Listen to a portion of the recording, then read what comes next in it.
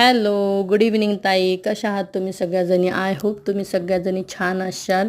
आणि काल जो 7 जूनचा पहिला पाऊस झाला, त्या पावसामध्ये म्हणतात की माशाची भाजी खायला पाहिजे किंवा मासे खायला पाहिजे. मीही आणले होते परंपरेनुसार आणि त्याच्यामध्ये हिंग घालून बनवतात ती भाजी. तर मीही बनवली होती हिंग घालून आणि थोडंसं फ्राय बनवलं होतं. बघा किती छान तरी आली माझ्या भाजीला. आणि त्याच्यासोबत ज्वारीच्या भाकरी बनवल्या होत्या. हिंग याच्यासाठी घालतात की पुढे जर काही आजार वगैरे पोरांना, लहान मुलांना त्रास होतो पोटामध्ये, त्याच्यासाठी हिंग घालून हिंगाची भाजीच बनवायला पाहिजे माशाची.